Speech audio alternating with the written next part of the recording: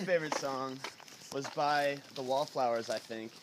I forget the name of it, but I mean, that was way back, you know, when I was like 6 years old. I was way into music already, although I didn't know much about it. And then I found out about this band called the Backstreet Boys, and you know, was digging on my Backstreet Boys, and then from there, let's see, it's probably Blink-182, and... How old were you when you listened to Blink-182?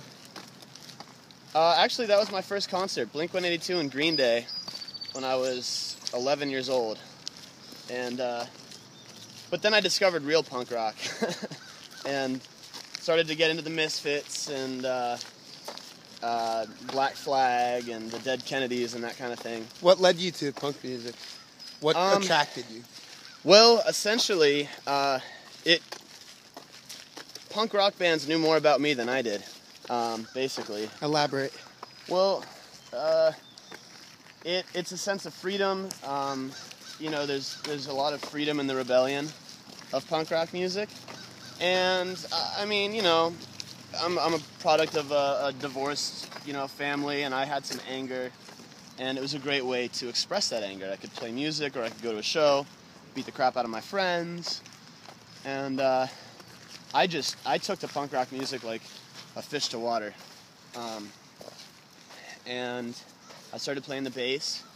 And then I joined my first band. We were called the Raging Hormones, but it was spelled the Raging Hormones with a Z. And the singer's name was Elvis. And I played bass on one song. It was called the Hardcore Song. And that was when I was like 14 or 15. And then all my friends started to, you know, their musical taste started to mature, and from punk rock music they started to play some, you know, Chuck Berry and Bo Diddley and some of that old roots rock and roll. And so I was all into that. And from there, I just kept taking it back. I took it back to, you know, some Muddy Waters and some Lightning Hopkins and Skip James.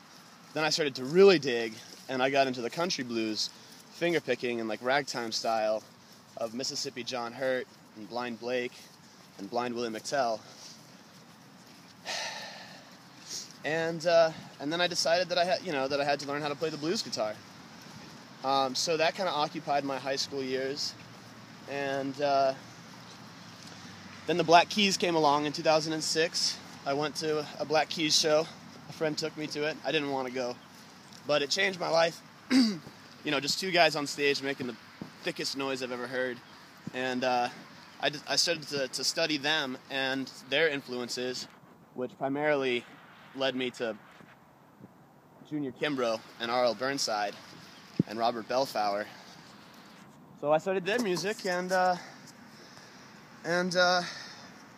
essentially just, you know, kept at it. And now I play with Everett. Everett plays drums, and I play guitar, and I'm learning to sing, and I'm never going back.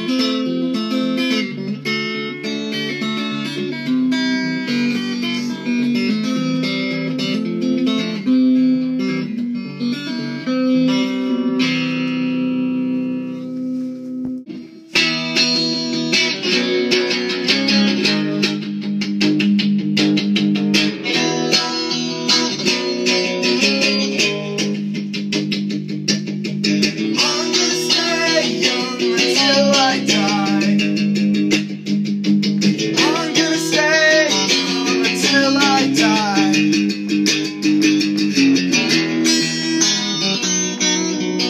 No, dude, I can't do that because I don't know the lyrics. That's fine. You're gonna have to erase that. But I could play this one.